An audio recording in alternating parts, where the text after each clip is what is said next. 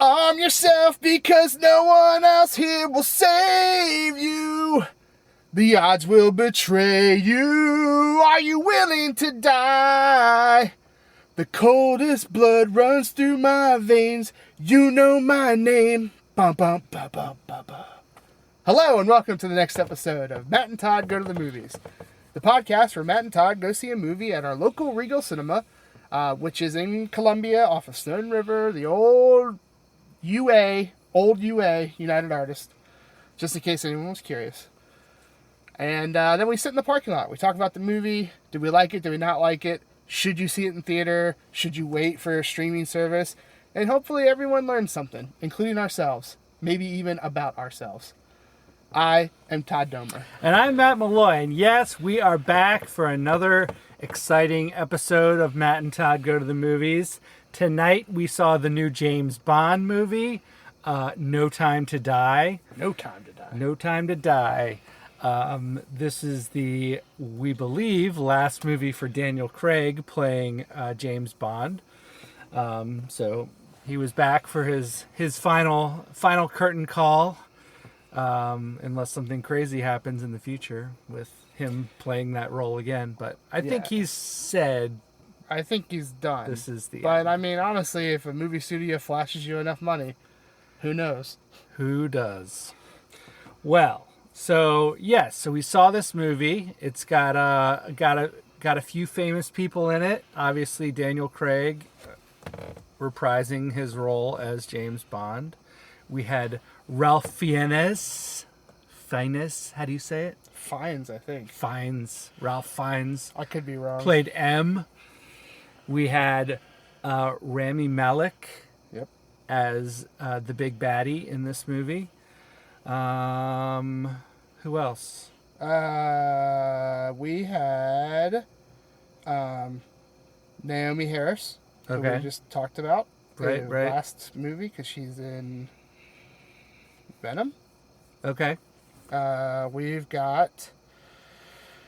there's like 2 or 3 more people. We have Jeffrey Wright, who is Felix. Okay. He's been in a whole bunch of stuff. We got Christoph Waltz as Blofeld.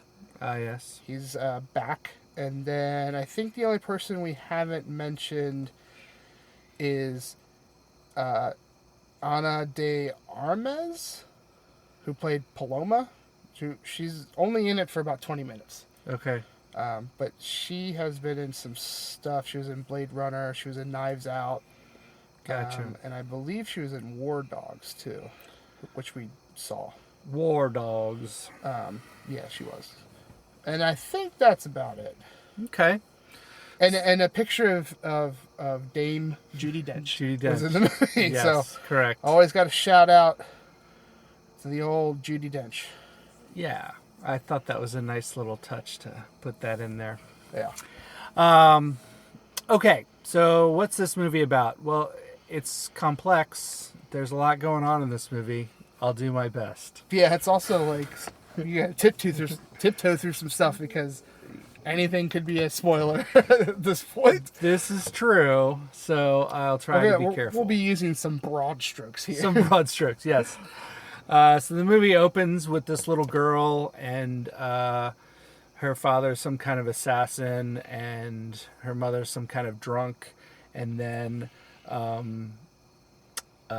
someone comes and invades their home looking for the assassin father and ends up killing her mother and the little girl runs out on some ice and falls through and ends up getting saved by the person who was there to kill the father. So then flash forward to James Bond is with the grown-up little girl, and they are having a romance, and James Bond is, I think, retired at that point from being... Madeline is her name? Yes, Madeline. Madeline, what's her last name? Heart, Flow, Lamb, Bird. I don't know. It just in IMDb something. It just says Madeline. Doctor. I think they were just on a love escapade. I think you're supposed to. This movie is supposed to pick up pretty much right after Spectre ended, which is Spectre ended with them driving away into the sunset, basically. Gotcha. In the old Aston Martin. Right. It would be, well, I'll get to that. So yeah, they're on a romantic escapade, and then they're kind of trying to get closure on different things and like prepare for a life together. And then suddenly things go awry. There's an explosion, and James Bond believes that Madeline has betrayed him, and that Spectre is around, and all this stuff's going down, and there's big fight scenes, and anyway, he breaks it off with her and moves into retirement. So then we flash forward 5 years, and James Bond is on some little island in the Caribbean, and living his best life. And then once again, he gets sucked back in through his friend Felix. He's had some dealings with in the past, and ends up trying to do his friend Felix a favor and kind of capture this Russian scientist person. And also, so this is a CIA favor, and also at the same time, James Bond's replacement in the Double O's has come to do basically the same thing. So they're kind of competing to try and capture this German scientist. And then, and then what happens without a spoiler? It's hard. I think it's okay for me to say stuff takes a turn. There are plenty of twists and turns, and it's hard to tiptoe through that. So yeah, it is. Huge broad strokes here.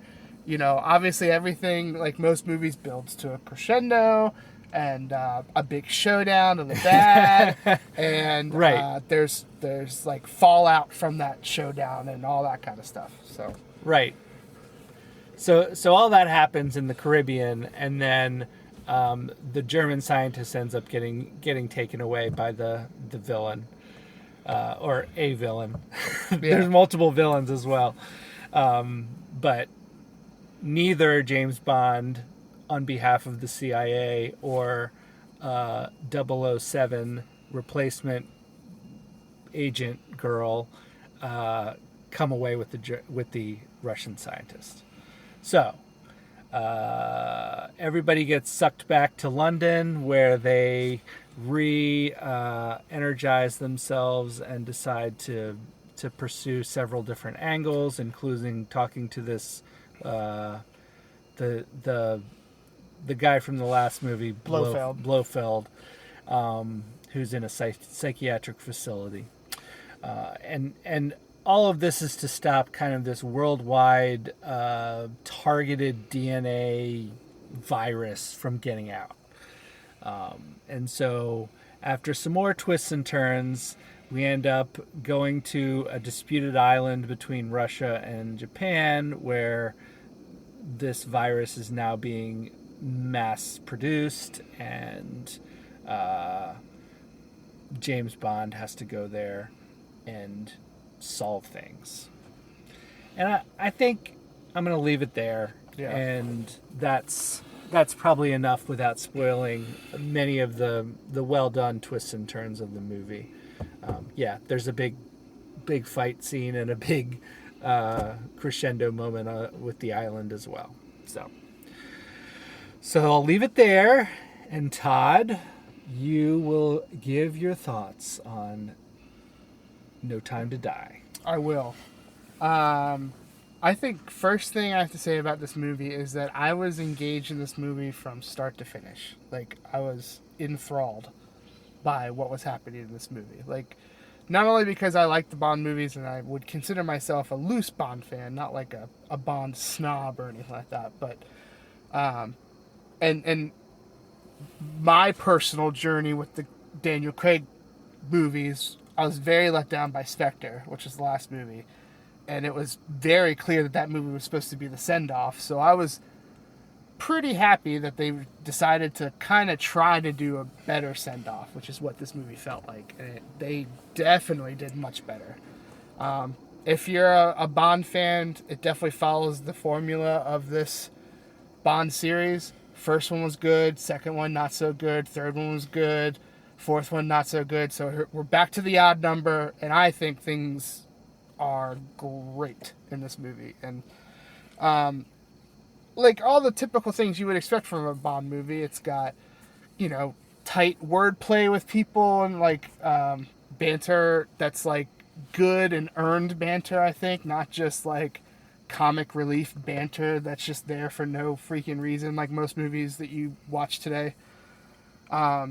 Really, really great action scenes, really great fighting, shooting, very like, I think very on par with what I think shooting and fighting scenes should be nowadays.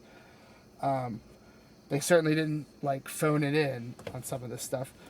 There are certain things in this movie that I think if you haven't watched the Daniel Craig movies, then I would probably watch them before you watch this movie. Like, I don't think all Bond movies you can say that, but certainly this is supposed to wrap up. This movie's supposed to wrap up everything that involved the first 4 movies. So there's references to every single movie that Daniel Craig's been in during this movie, and it's almost like I think you miss a part of it if you haven't seen them all. So I would definitely suggest that you see them all. Yeah, I mean, I like the twisty turns. I'm not the biggest fan of Rami Malek, but, I thought he did pretty well. I mean, I think everyone did pretty well to great in this movie. I think there weren't too many, like, weak links that I could pick out or anything like that. And honestly, I just had a great time with this movie. I was engaged in the story. I was, at times on the edge of my seat wondering what the heck is going to happen next, or where are we going from here, or like what's happening. And so almost all good things to say about this movie. I don't even know. The negatives to this movie are things that are my personal hang-ups. Like, again, we have another movie where there's a secret organization, and then there's another super secret organization that no one knows about.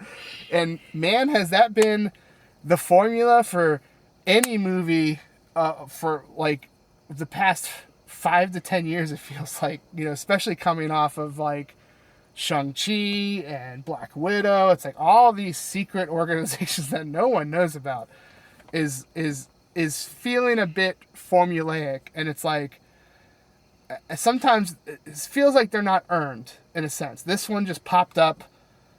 It was kind of just smashed in. It felt like they needed something to get in here to really drive the story, and it just felt like they were just throwing it in. They did their best to kind of show enough backstory to see where this kind of came into and stuff like that, but it felt a little shoehorned for the secret organization. Especially a secret organization that's fighting another evil secret organization, and yet right, like they know about each other, but then no one else in the world knows about them. It's like it's a little hard for me. But this is James Bond. This is if I were to pick out where stories like that belong, it's this kind of movie. Like, spy espionage, it fit in Black Widow and stuff like that. Like, when you're dealing with spy espionage, that's where these super secret organizations that no one knows about belong. That's kind of what makes it a spy movie and stuff like that. So, yeah, that's just a tiny hang-up for me. But, you guys are looking for my gut reaction to this movie, and I'm going to be picking it apart probably for the next couple of days, like really thinking about it. I really wish that I had watched all the movies again before we came into this movie. So if someone's listening to this and you were thinking about doing that, I strongly recommend it. But otherwise, I think it's a fantastic send-off to Daniel Craig Bond. Like, I hope he's done.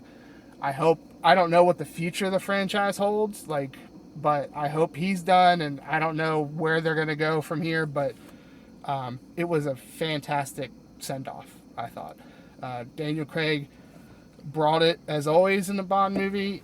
It's funny, also, because, you know, it's about, I don't know what, 15 years since the first Daniel Craig movie, and like he really does just he looks like 15 years or 16 years have gone by. Like, I mean, he's like that. Like, I'm not saying they did prosthetics or anything, but I like the fact that you're seeing Bond in retirement. He looks retired. Like, at one point I was like, does he got a gut going on? Like, at times, like, I was like, okay, all right, I'm with it. So yeah, I mean, I'm just going to keep prattling on about this, but overall, if I can recap all my thoughts, I think if you're inclined to see this type of movie, absolutely see it in theaters. I think it's what theaters are for. It's big. It's got big, huge shots and big, huge fight scenes and stuff like that. I think if you're a Bond fan, you're gonna like this Bond movie. If you're not a Bond fan, I think you could still like this movie. I think it's like it touches on the typical Bond points, but it also goes in places that no Bond movie has ever gone before. And I'm not gonna go any further into that because we're spoiler free here. But I really enjoyed that. I feel like we really went places that we haven't been before with this character. So after 30 some odd movies, so yeah, that's it for me. I'm a thumbs up. Go see it, especially in theaters. Yeah, that's me, Matt. Well, you call yourself a loose Bond fan. I would call myself not really a Bond fan at all. And if there's one major down point for me is I felt like things were being referenced and I was like, I have no idea. I don't remember this character. I don't remember much about what Spectre is. Right. I don't remember the guy who was in the mental institution.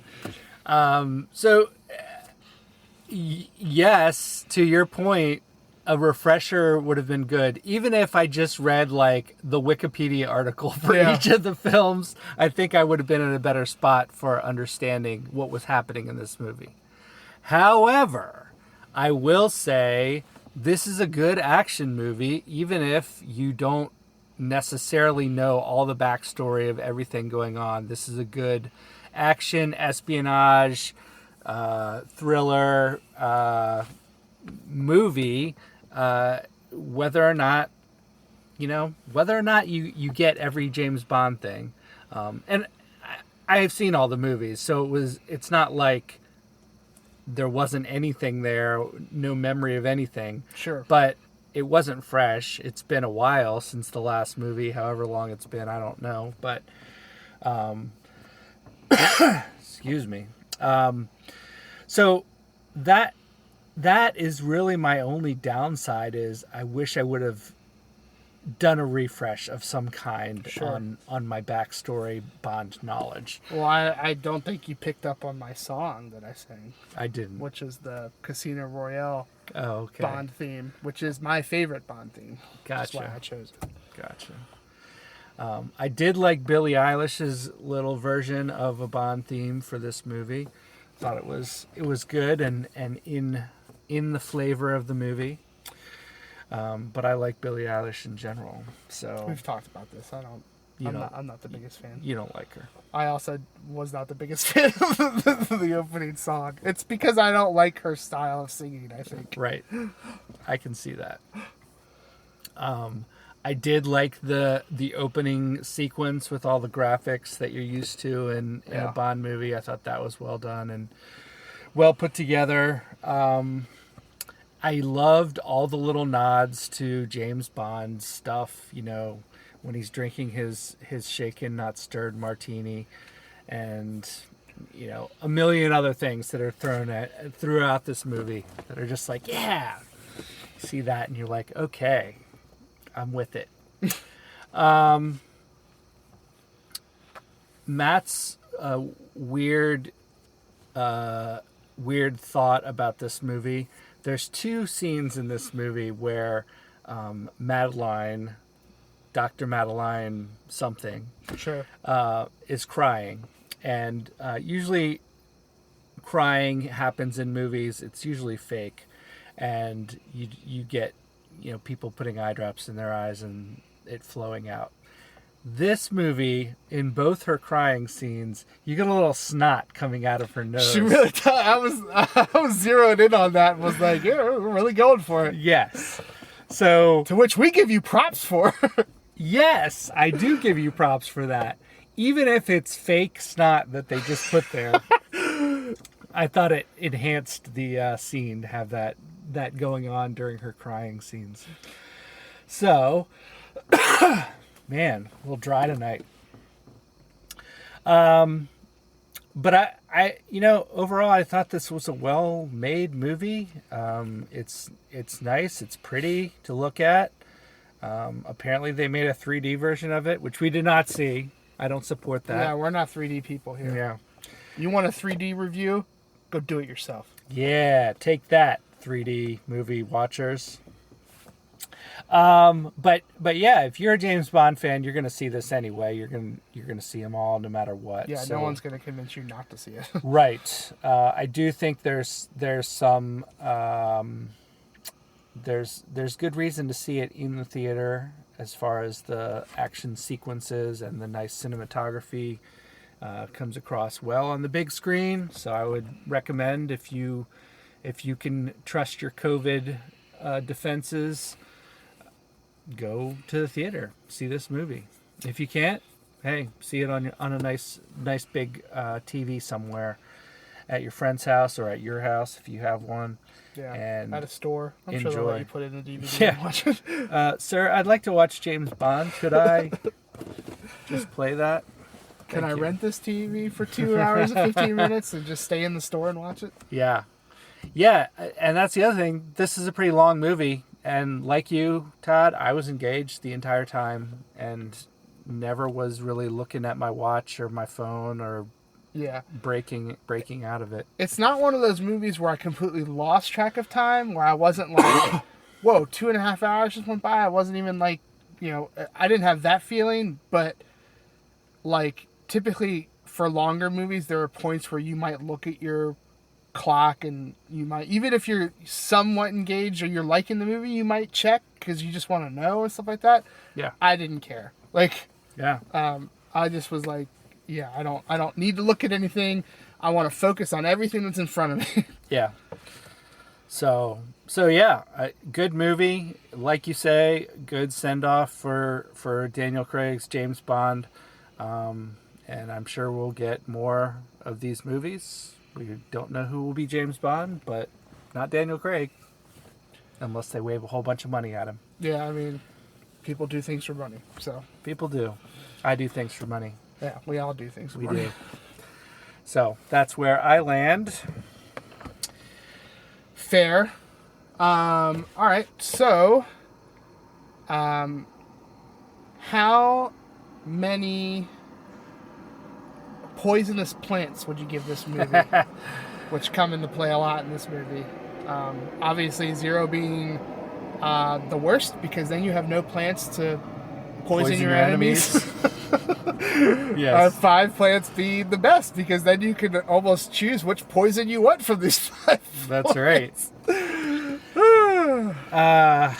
There are even some plants in this movie which cause you to be blinded if you get any of their essence in your eye, and plants that cause you to be compliant. Yes. So all the poisonous plants you could want. I am going to say that I think this was a pretty good movie and not much downside. I'm going to go with 4.2 poisonous plants out of 5. I think it's really everything you could want out of a James Bond movie and everything you could want out of the last James Bond movie for this particular Bond. And so Sure. that's where I land. 4.2 poisonous plants. Well, Matt, it's been a good minute since this happened. But 4.2 is exactly where I landed as well. Whoop. Like, I don't think it's possible at this point for a James Bond movie to get like a 5 or anything like that, because I mean, you're always going to see some of the same elements in each James Bond movie. Right.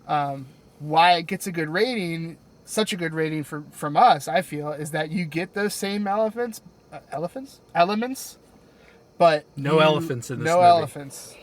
You get those same elements, and then they expand on them and go further than I think any Bond movie has. So, and honestly, that's just the first impression, and I can definitely see my rating going up over time, maybe on a second viewing in the future, and I definitely would be interested in watching, once this comes out, all the Daniel Craig movies into this movie to just, wrap it up nicely and have all the freshness in your mind when you watch this movie. So 4.2s all around. Yes. Well, that's going to wrap it up for this episode of Matt and Todd Go to the Movies, where we reviewed No Time to Die. I think this is the first time that we've matched numbers and it's been over 4. I think you're right about that. Yeah. So yeah, obviously the average score is 4.2 poisonous plants out of 5. Since we both picked that rating, that's the average as well. But yeah, we like this one. Go see it. And thank you for listening to our podcast. And keep listening, and we'll keep making. And we'll see you next time. Da da da da Da da da da da. da da da.